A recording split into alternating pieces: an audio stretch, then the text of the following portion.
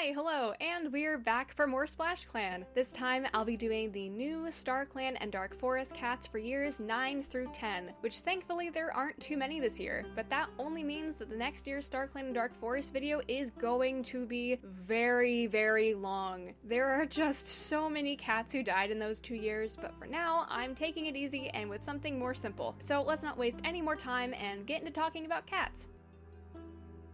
Unfortunately, the first cat to die was Hushkit, who was unable to recover from the green cough he had gotten sick with the year before. This happened in the first month of year 9, month 97, so there's not really much else I can say for him. The name the game would have given him, though, would have been Hush Lilac, but I probably would have changed this.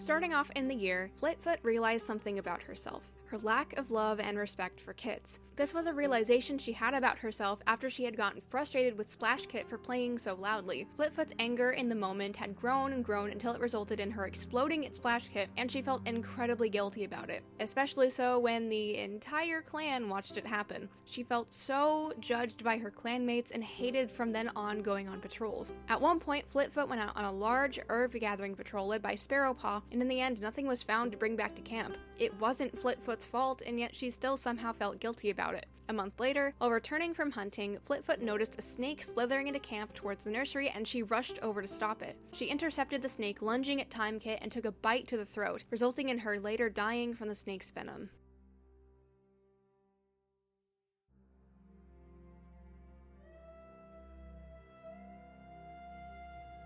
Unfortunately for Ravenpaw, he was unable to survive his yellow cough and died the same month Flitfoot did. As he stayed in the medicine den, his brother Littlepaw began to visit him frequently, feeling as though Ravenpaw was the only cat who he could really go for company, and Ravenpaw appreciated it, even if all they did was angst about their lives together.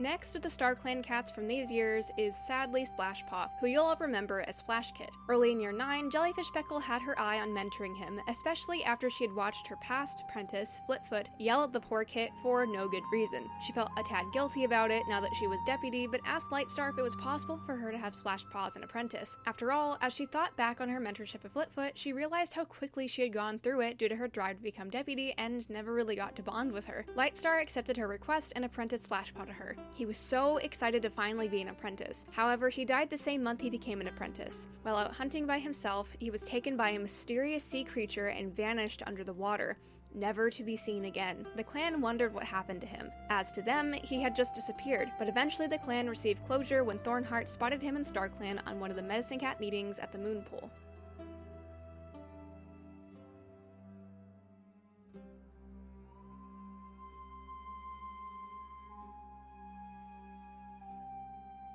The next of the cats to die was sadly Chirpspeck, who you'll all remember as Chirpkit from the last video. In the last few months of Chirpkit's time in the nursery, he, alongside his brothers, dealt with the death of their littermate Hushkit. At the time, Chirpkit was far too young to understand what death really meant, and so he made the assumption that Hushkit was gone because of the gross herbs Thornheart and Sparrowpaw were giving him. It wasn't long after Hushkit's death when Chirppaw was made an apprentice, and he was incredibly eager to start this new chapter of his life. Lightstar himself decided to mentor Chirpkit, likely as a way to help himself get settled into his role as leader better by doing something familiar to him, that being training apprentices. Being an eager, overexcited apprentice, Chirppaw was trying his very hardest to be the best, and became known for how erratically he behaved, not to mention his odd temper and how quick to fight he became. Despite this, Lightstar attempted to teach him to follow the status quo and calm his irrational temper and erratic behavior. Chirppaw became one of the first cats the Dark Forest attempted to reach out to, since he was a much more erratic and temperamental cat than most others, and the recent death of his brother Splashpaw was all making it worse. Thankfully, Thankfully, Chirpaw wasn't as easy of a target as Ganetstar and the other Dark Forest cats seem to think, as regardless of everything, he's a very wise cat with a talent for remembering the clan's history as well as being able to figure out the best solutions to conflict, so it wasn't hard for him to see how bad of an idea it was to affiliate with the Dark Forest. Though other cats in the clan who had already been drawn in kept a close eye on him, Chirpaw kept his head up and continued his training as he had before. No Dark Forest shenanigans involved.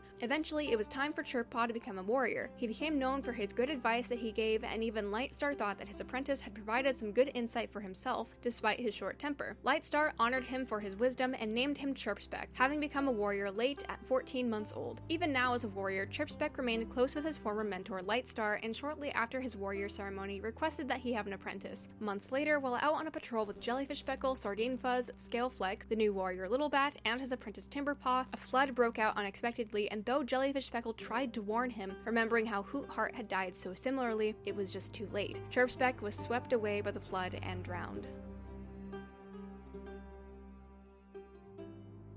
Toadkit is a new member of the clan who sadly died this year before she could become an apprentice. One day, completely unexpectedly, Whitestrike walked into camp with two kits, but never explained where they came from besides confirming that he himself was his father. He named his kits Toadkit and Quillkit, and as they grew up, Toadkit was known for how charming and polite of a kitten she was, despite how kits normally are. She seemed to always be on her best behavior and even inherited her father's strong connection to StarClan from a young age. As she got a bit older, she grew into the typical troublesome kit stereotype more and more and began to pester the older cats to play with them. Despite that, her father Whitestrike was never not up to be around his kits and was always there to pretend to be a big evil warrior for her games with Quillkit. Unfortunately, Toadkit suffered a heat stroke when she was 5 months old and died a month later. Whitestrike's heart ached for the death of his daughter, and while Quillpaw went on to become an apprentice, he hated himself, feeling as though there could have been something to save her or keep her from suffering at all, and yet there was nothing he could have done.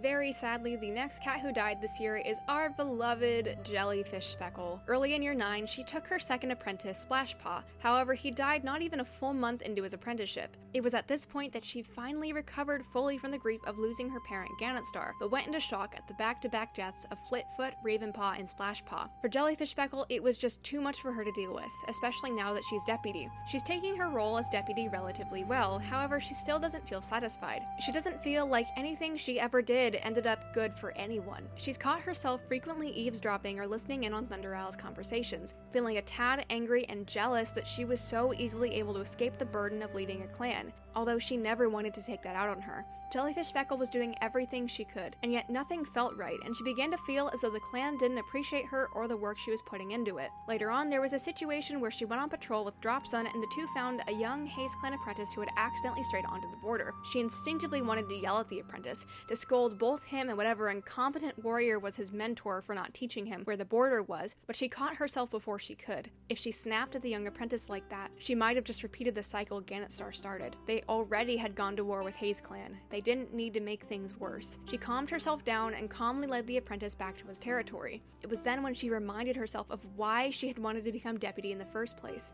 It was to make things better and improve the lives of not just SplashClan, but all the clans. Though she had that revelation, things didn't ever get better for her really, but that didn't stop Jellyfish Speckle from trying as hard as she could to be the best deputy she could be. As time passed, she never really noticed how much her own frustration had built up towards StarClan. There was even one instance where she thought she felt the presence of a StarClan cat beside her while on a patrol, and she instinctively snapped at them, telling them to go away, only to find out it wasn't a StarClan cat and it was just Palm Tree. The clan as a whole respected Jellyfish Speckle, but to those training in the Dark Forest, that was a different story. To them, especially SplashClan's youth, Jellyfish Speckle became an obstacle for them. Many young warriors in SplashClan had begun to realize how close the older warriors of the clan were, those who were adults before the mass disappearance, which led to them receiving more opportunities and attention while the younger warriors didn't. The only way many of them felt like they could succeed in the clan's current structure was by outright asking or requesting apprentices or other things in the clan. They were never going to get them on their own, no matter how hard they tried. This only became worse when the cats of the Dark Forest began putting ideas in the trainees' heads for one of them to aim for the deputy position, to overtake Jellyfish Speckle and start putting trainees in positions of power, with cats like Sparkstep, Dropsun, and Emberfreckle being eyed as potential candidates. The Dark Forest plans began to expand, not not just targeting cats from Gannet Star's clan, but cats from all the clans, and this led to a group of dead clan cats, as ordered by Gannet Star in the Dark Forest, ambushing Jellyfish Speckle as she traveled to ask for Dead Clan's leader about herbs for Thornheart, leaving her dead.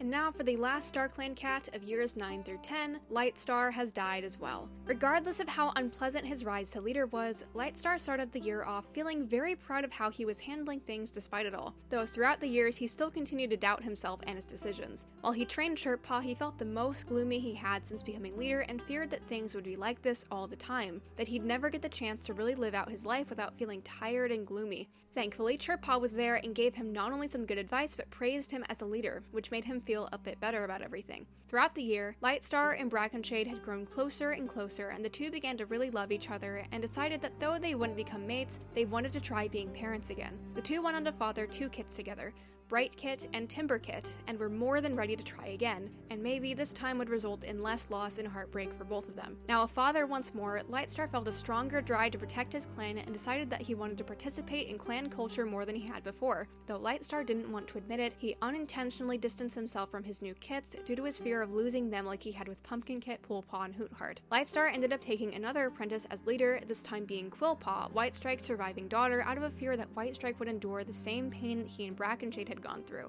Though he didn't have much of a bond with her as he did with Chirpspeck previously, he still did his best to train the young cat, despite how troublesome and angsty she was. Despite not spending too much time with his kits, he felt incredibly proud to name his kit Timber Speckle a warrior, naming them after Weed Speckle. A month after this, he and Brackenshade's son Brightpaw also became a warrior, with Lightstar naming him Bright Snap, partially after Snapfern. As time passed, he continued to train Quillpaw, admiring her progress and how much she'd matured, despite still being troublesome. Though, unfortunately, he didn't live long enough to see her become a warrior. The month before Quillpaw was named a warrior, Lightstar had begun to deteriorate. If he hadn't become leader, he would have been spending his time in the Elder's Den, relaxing and not allowing the world to get to him. But that wasn't the life he had. The stress of leadership affected him, more than just mentally, and he aged quicker than he normally would have. In the span of a month, Lightstar lost all 9 of his lives to old age and went to StarClan, where upon his death, he gave the new SplashClan leader one of their 9 lives.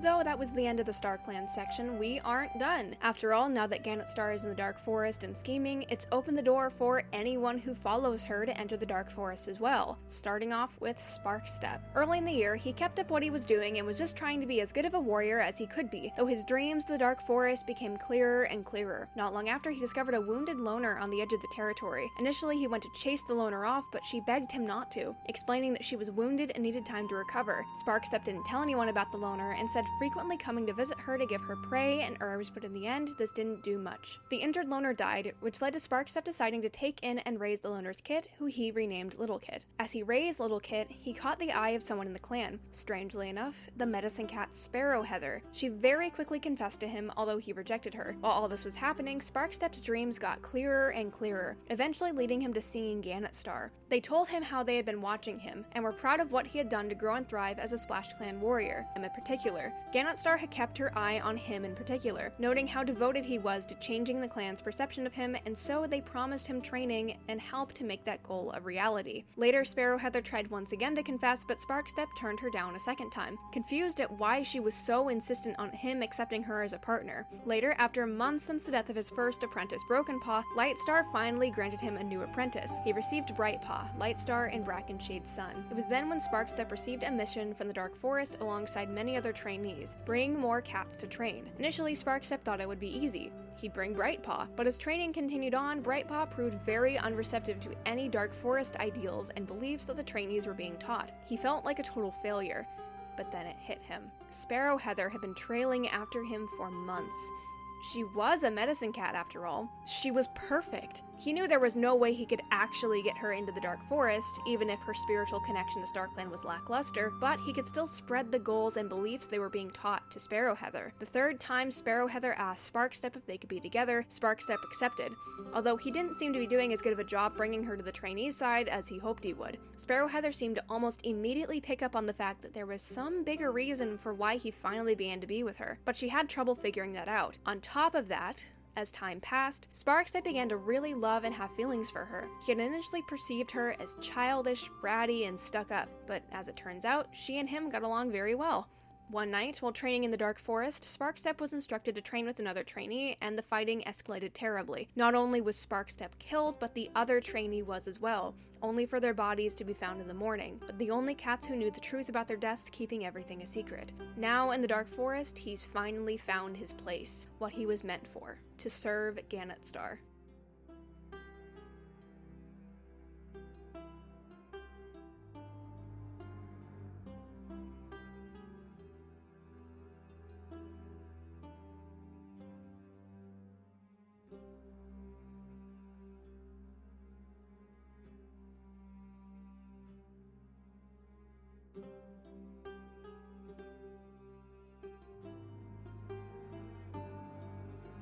The other trainee who had died is a new member of the clan named Darkstripe, whose name I kept as is because I thought it was kind of fun to have a ClanGen cat accidentally name the same thing as a canon character. One day, old Deuteronomy Plume announced she was expecting kits, which shocked the clan since there had never been any implication that she had been seeing anyone at all. Later, she gave birth to a single kit who she named Dark Kit, whose other parent was a cat from outside the clans. Dark Kit was a very eager young cat who seemed to be the total opposite of her calm, wise mother. Eventually, Darkpaw was apprenticed to Thunder Isle. Though the two had very similar personalities, Darkpaw was cold and a bit cruel, going as far as to laugh whenever others would get hurt, which led to the Dark Forest trainees noticing her. Though Thunder Isle tried to train her and was successful in teaching her to be a better problem solver, Darkpaw tended to pay more attention to the trainees, feeling as though she was special somehow since she received positive attention from the warriors. Darkpaw was eventually led to the Dark Forest, where the cats there took advantage of her youth and inexperience, teaching her to be more reclusive amongst her clan and not listening to the orders of her mentor Thunder Isle. During the day, she trained with cats like Hail Torrent, Sparkstep, and Dropsun, while during her dreams she trained with the cats of the Dark Forest. This is where she felt the strongest and most appreciated. Eventually, Darkpaw became a warrior and was named Darkstripe, being honored for her steadfastness. She was also recognized for her cleverness and strangely good mediating skills by the clan, but those skills felt meaningless to her when her skill in strategy and fighting was so highly praised by the Dark Forest cats. Not long after she became a warrior, however, she entered a fight with Sparkstep and the two killed each other in the process, trapping themselves both in the Dark Forest, but Darkstripe didn't mind at all. After all, this is where she had always felt she truly belonged anyway. And that was the end of the new Star Clan and Dark Forest cats for years 9 through 10. I am really excited to get to drawing the living cats for these 2 years and reveal who the new leader and deputy of SplashClan are.